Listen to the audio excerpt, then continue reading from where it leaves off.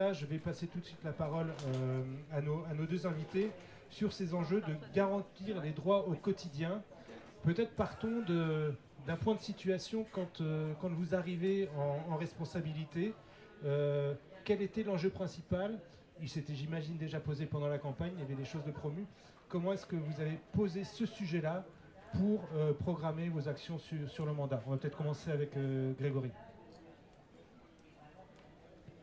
Alors je commence et je vous salue tous et toutes et merci de nous donner l'occasion d'aborder cette question parce qu'elle n'est pas toujours celle qui est mise en avant quand on parle de nos politiques municipales et pourtant Dieu sait si elles sont fondamentales. Et donc c'est moi qui commence pour que Jeanne puisse terminer sa glace mangue violette. C'était l'idée, Ouais, je peux, il faut en profiter là. Voilà.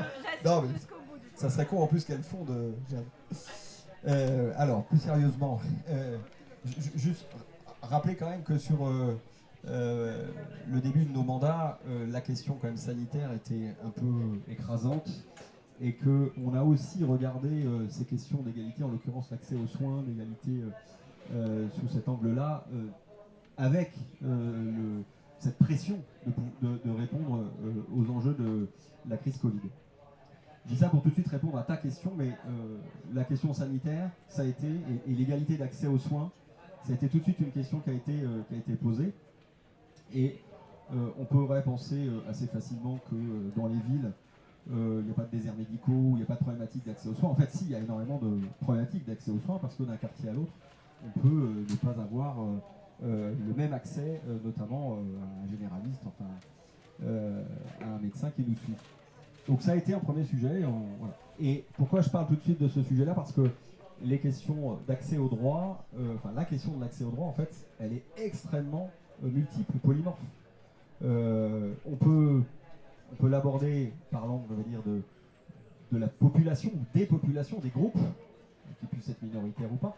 On peut parler d'accès au droit pour les femmes, on peut parler d'accès au droit pour les communautés LGBTI+, on peut parler d'accès au droit pour les personnes en situation de handicap, et puis on peut parler d'accès au droit de manière, finalement, pour toutes les politiques publiques. C'est pour ça que je prenais l'exemple des politiques sanitaires, enfin de la question sanitaire.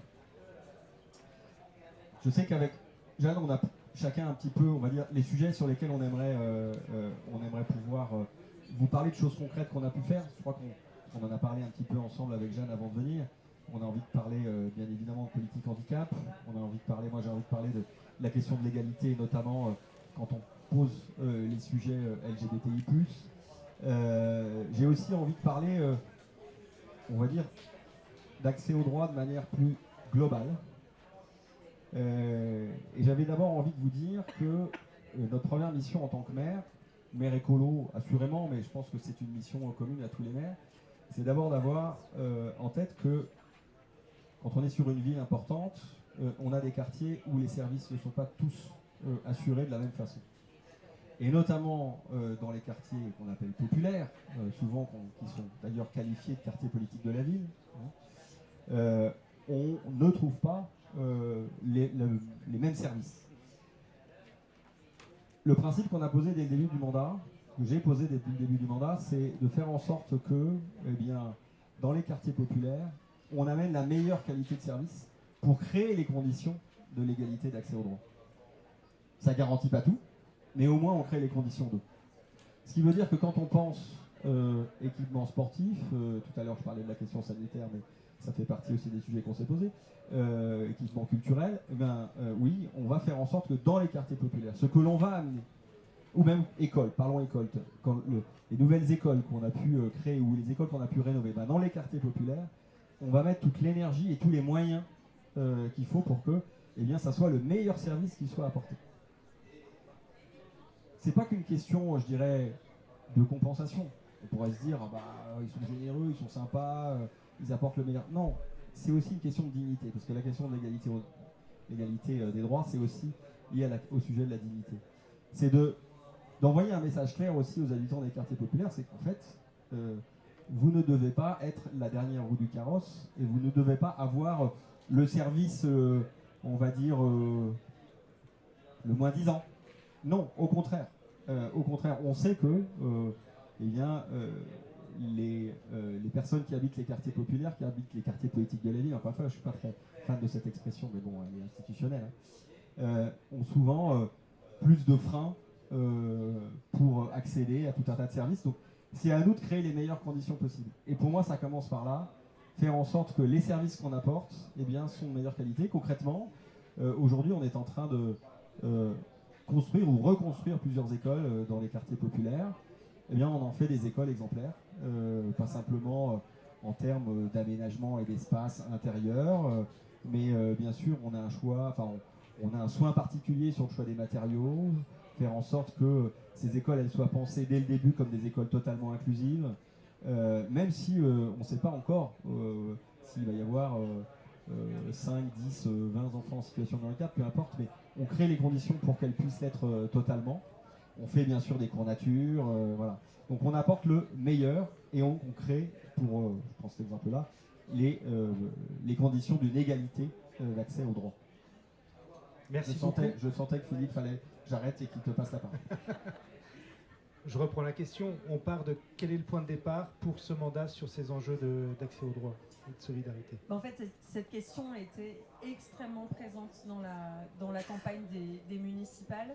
Je pense que ce qu'a porté véritablement notre équipe, et ce dès la campagne, mais c'était déjà présent dans les débats de fin du dernier mandat, c'était la question du taux de pauvreté, puisque Strasbourg, je l'ai dit à la plénière, mais au-delà de la carte postale, c'est 26% de personnes qui vivent sous le seuil de pauvreté, et c'est des contrastes gigantesques, puisque nous sommes une des métropoles les plus inégalitaires de France, avec des disparités. Et je sais que c'est pas forcément l'image qu'on en a. Non mais c'est vrai, parce que capitale européenne, grande ville diplomatique, centre-ville plutôt bourgeois, etc. etc. Dans une région où le taux de chômage est inférieur. Voilà, exactement. Dynamisme alsacien, territoire transfrontalier avec en plus une bonne dynamique économique en Allemagne, etc., etc. Et pour autant, la réalité des choses, c'est ces grandes disparités sociales et territoriales, avec des écarts de revenus qui se creusent, et ça, nos diagnostics sociaux nous le montrent année après année. Donc, écarts de revenus qui se creusent, des pauvres qui deviennent de plus en plus pauvres, des riches qui deviennent de plus en plus riches, faut dire les choses comme elles sont, et des inégalités territoriales, donc des disparités extrêmement grandes entre quartiers et parfois au sein d'un même quartier. Et donc on avait ça qui était très présent dans la campagne. Il y avait aussi la question des personnes à la rue. Je veux pas trop, on en a beaucoup parlé, ça serait un atelier en soi, mais en tout cas c'était très présent, cette question de la dignité et de l'accès évidemment à l'hébergement et au logement. Et donc on a assumé en tout cas de dire que la question de la justice sociale et de l'équité territoriale irriguerait nos différentes politiques publiques, nos différents services publics, et notamment ce que tu as dit, et c'est bien, on est habitué à faire des duos sur différents sujets, mais ce qui est bien, c'est que voilà, ce que tu dis, je peux le reprendre pour Strasbourg, de dire en fait on a décidé et assumé de dire qu'on allait investir massivement dans des quartiers qui avaient été véritablement sous-investis et même déshérités, voire même complètement enclavés. Et je rejoins ce que disait Grégory sur le fait que la crise sanitaire a encore plus accentué ces disparités. Juste un exemple, le quartier de l'Elzo, quartier le plus pauvre de Strasbourg, desservi par le tramway, mais un petit peu, et pas très loin de centre-ville, mais un peu enclavé. Pendant le Covid, là on avait le droit à aller qu'à 1 kilomètre autour de chez soi. Les habitants de l'Elzo, ils n'avaient accès à rien. Il n'y avait plus rien en fait. Il n'y avait pas de supermarché, il n'y avait pas de boutique, il n'y avait pas de médecin, il n'y avait pas de distributeur de billets, il n'y avait rien. Voilà. Et ça, on a réussi à le renverser. Et je le dis, et si vous voulez, vous pouvez aller vous balader à l'Elzo, mais en tout cas, là, l'entrée de quartier est métamorphosée. Il y a une maison urbaine de santé, il y a un supermarché. Ça peut vous paraître anodin, mais ça faisait 15 ans qu'on leur promettait, que des politiques leur promettaient, mes prédécesseurs, le retour d'une supérette. Nous l'avons fait, mais ça n'a pas été simple, parce que pour aller trouver des franchises qui veulent s'implanter dans un quartier qui n'a pas une bonne image, voilà, c'était pas simple. Mais on l'a fait avec l'ensemble de nos partenaires, on a mis le paquet, et évidemment, toutes les politiques de renouvellement urbain nous y ont beaucoup aidé. Donc ça, c'est un des exemples d'une mesure qui a été portée fortement à l'Elzo, dans les quartiers ouest plus généralement, et aussi dans le quartier du Port du Rhin, qui est proche de l'Allemagne. Est-ce que il y a 2 points sur lesquels je voudrais vous relancer. L'enjeu de l'accessibilité pour les personnes en situation de handicap, donc cette égalité-là, qui serait un programme en soi de renouvellement urbain, d'aménagement urbain, pour tous. On avait Emmanuel Pierre-Marie, maire du 12e arrondissement de Paris, qui fait de cette idée de la ville à hauteur d'enfants une projection contre justement cette société du validisme. Mais revenons sur quelque chose que vous avez dit tous les deux, et vous reposez la question un peu différemment. Est-ce que ces politiques d'égalité, d'inclusion, de solidarité, est-ce que c'est une politique des périphéries de la ville? Parce que finalement les centres iraient bien et puis il faut s'occuper des périphéries, ou est-ce que finalement vous le voyez autrement? Moi, je trouve que c'est plus complexe que ça. D'abord, je déteste le mot quartier périphérique. Enfin, je l'utilise jamais parce que je trouve que, enfin voilà, ça voudrait dire qu'il y aurait le centre du monde et puis les autres qui gravitent à côté. C'est pas ma conception des choses. Et puis, tu parlais de la notion de quartier prioritaire, quartier politique de la ville. En fait, la réalité, elle est très contrastée. Je peux prendre par exemple le quartier Gare. Il y a Marie-Do qui est là, Marie-Dominique Dressé, qui est notre élue du quartier Gare. C'est un quartier extrêmement contrasté dans lesquels il y a des zones qui sont clairement des poches de pauvreté. Donc c'est là d'ailleurs qu'on développe le permis de louer en priorité parce qu'il y a des marchands de sommeil, il y a un certain nombre de situations parfaitement indignes. Voilà. Et puis à côté de ça, il va y avoir des personnes aux revenus très aisés. Donc juste pour dire que, on ne l'a pas posé comme ça, même si ce qui est sûr, c'est qu'on a moins directement investi pour le centre-ville ou la grande ville dans ce mandat. Et une grande majorité de nos budgets de la ville ont été fléchés sur des quartiers donc, que je n'appelle pas périphériques, mais tout simplement qui avaient les besoins les plus prégnants. Et c'est plutôt de cette manière-là qu'on l'a posé. Voilà. Mais donc, de fait, on a fait moins de trucs dans le centre-ville de Strasbourg. Oui. Grégory, sur cette question? Idem, parce que la notion de périphérie, en plus, elle est selon les histoires de nos territoires. Elle peut avoir finalement, je vais dire, plusieurs exceptions. On a souvent utilisé, nous, comme outil de diagnostic, quelque chose inspiré de la ville du quart d'heure, en regardant un peu tous les services publics qui existaient, éducation, sport, culture, etc., et en dressant comme ça des cercles concentriques pour voir ce à quoi les gens pouvaient avoir accès à 15 minutes à pied. De manière à identifier, et c'était pas forcément dans les périphéries, là où il pouvait y avoir éventuellement des angles morts. Bon, sachant que à Lyon, mais c'est pas propre à Lyon, on a la frontière de la ville, bien évidemment. Mais finalement, les services publics auxquels les gens ont accès ne sont pas forcément sur le territoire de la commune où ils habitent. Les villes autour de Lyon, Vénissieux, Vaux-en-Velin, Villeurbanne, sont extrêmement encastrées, en fait. Si vous avez la curiosité de regarder la forme urbaine de Lyon, vous verrez que c'est pas un patatoïde composite avec un périphérique qui délimiterait les frontières. Non, c'est beaucoup plus compliqué que ça. Et donc finalement, on peut habiter Vaux-en-Velin et venir chercher du service public à Lyon et inversement, selon la nature des équipements. C'est pour ça qu'on a fait souvent ces cartographies pour pouvoir identifier là où il y avait des besoins d'implantation de certains services, de renforcement de certains services. Parce que je disais en préambule qu'on voulait créer les conditions d'une égalité d'accès aux droits. Après, ça ne suffit pas. Il faut aussi regarder quelle est la réalité de l'accès aux droits. On a par exemple fait un travail sur le non-recours dès le début du mandat pour identifier les types de services que les gens n'allaient pas chercher et comprendre pourquoi. Alors, on n'est pas les seuls à avoir fait ça à Lyon. Ce travail il a été fait ailleurs, mais l'idée c'est vraiment et on a engagé une démarche zéro recours. Voilà, pour faire en sorte que les gens qui ont des droits, ils puissent les exercer de la manière la plus simple possible. Ça passe parfois par la formation des agents, ça passe par les supports de communication pour informer sur les services, ça passe par l'endroit où va être dispensé le service, ça passe par des mécanismes de coordination entre les acteurs parfois, parce que des fois le non-recours est parfois dû à une mauvaise communication entre deux acteurs institutionnels qui passent pas la bonne information, puis la personne elle se perd après dans un méandre, quelque chose qui la dépasse, alors qu'en fait c'est pas très compliqué. Mais voilà, donc on travailler sur le non-recours, ça a été aussi un sujet qu'on a lancé dès le début pour faire en sorte que on puisse faciliter véritablement l'accès au droit. Et je prendrai un exemple très concret. On a fait un diagnostic en début de mandat sur un dispositif justement d'accès au droit avec la possibilité pour des gens qui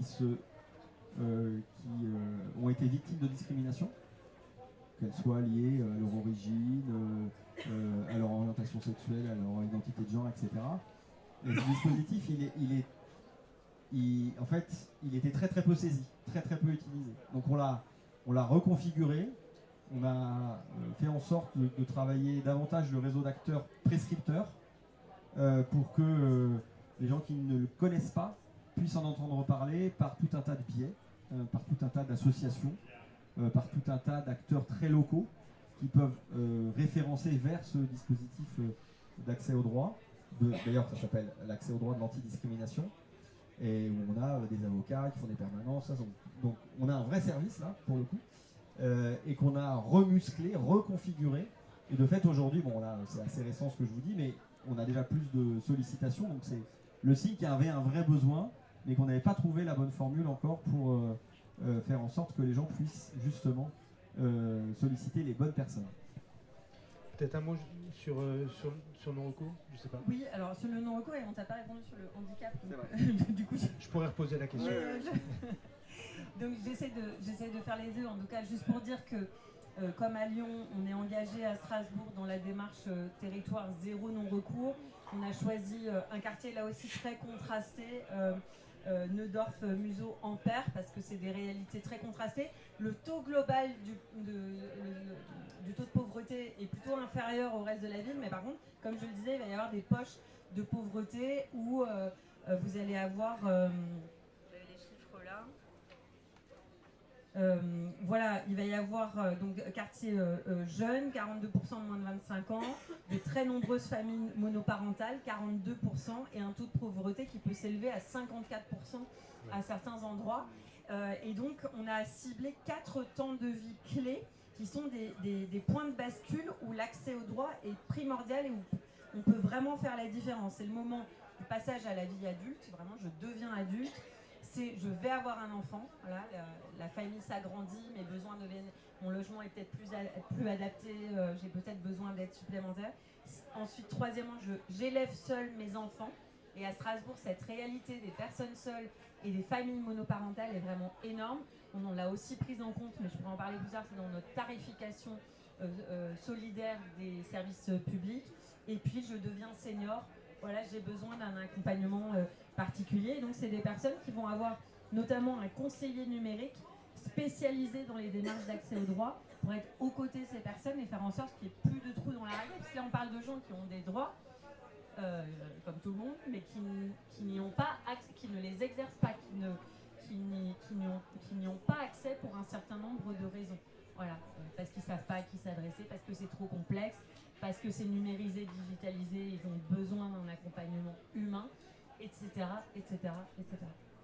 Sur le handicap, j'en dis un petit mot quand même, évidemment des démarches importantes, mais on doit rattraper l'existant, enfin voilà, mettre un ERP, donc un équipement ERP aux normes.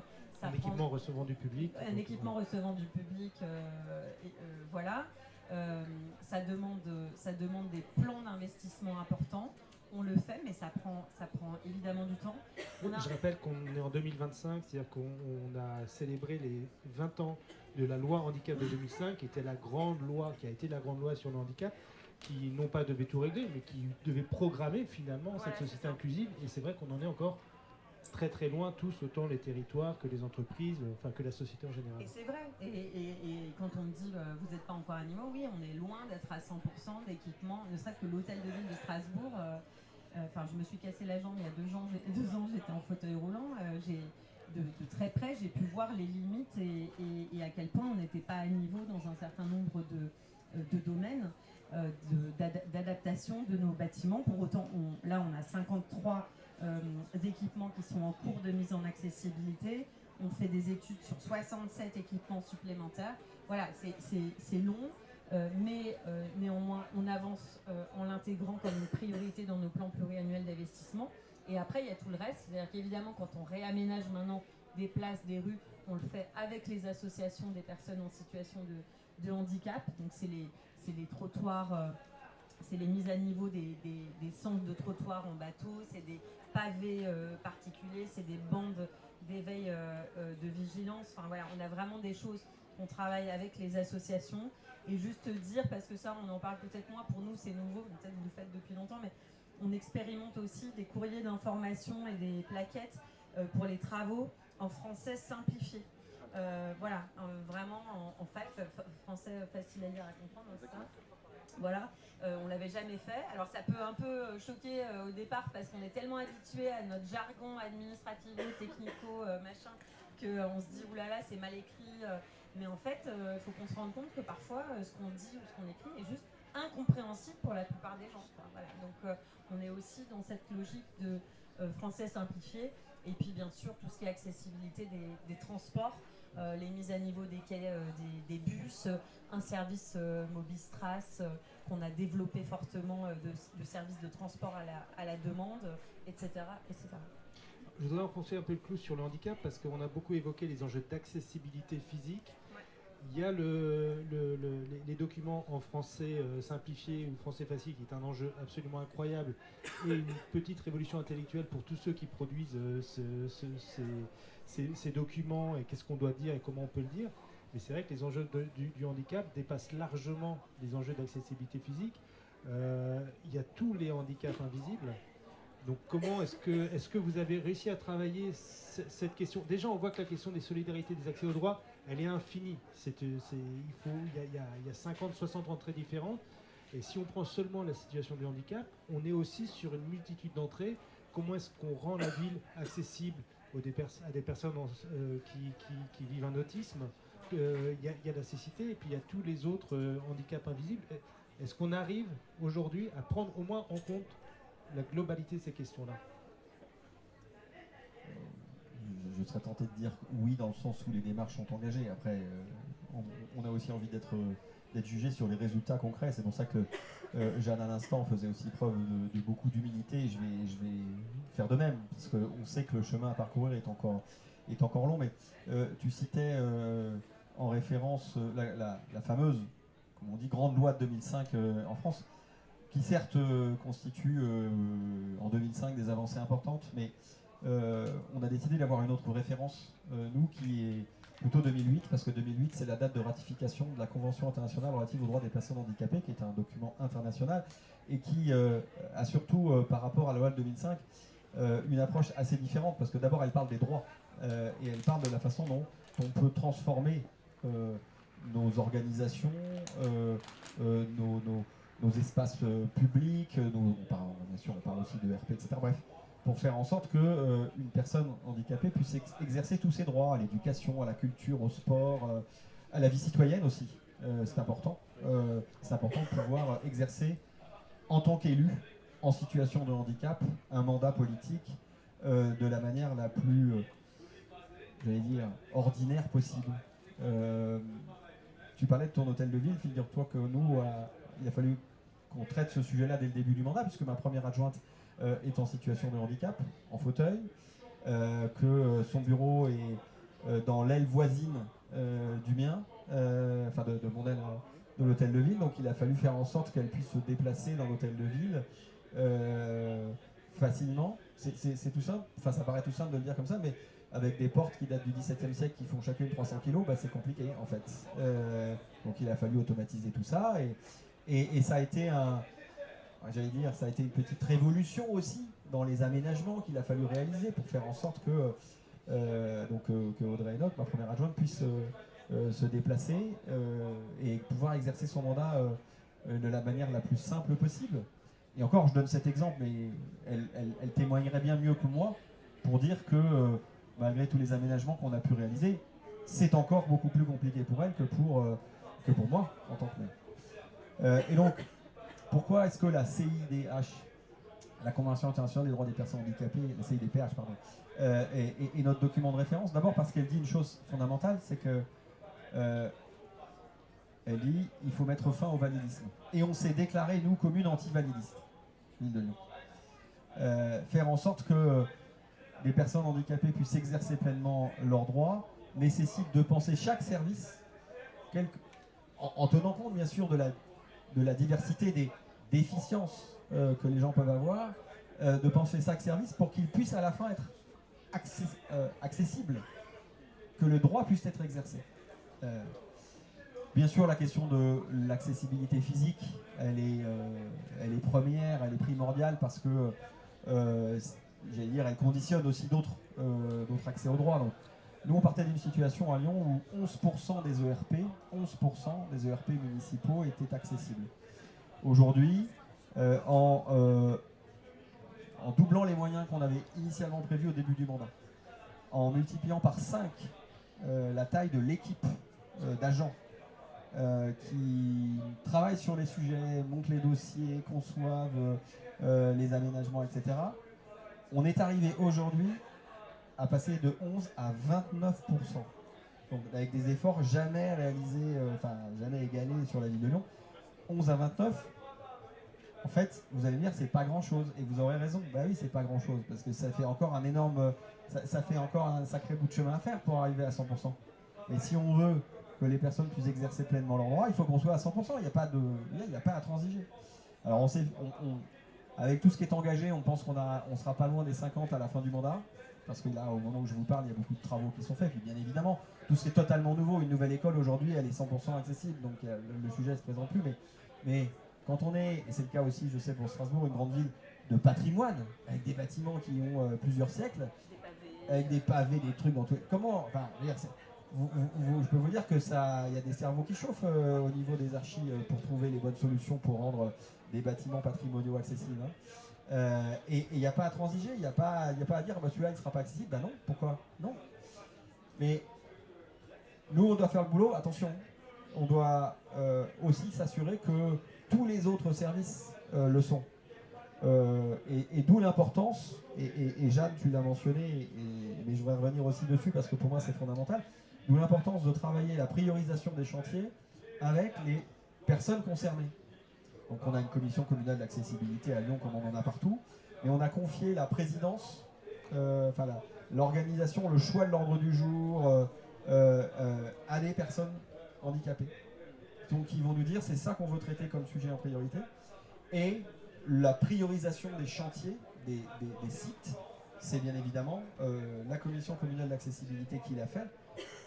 Et parfois, ce qui nous est demandé, c'est plutôt de faire pression sur le service, la boulangerie ou le supermarché, ou enfin bref, les services du quotidien, plus que sur un bâtiment municipal. Même si c'est aussi essentiel, puisqu'il faut qu'on soit en conformité avec la loi.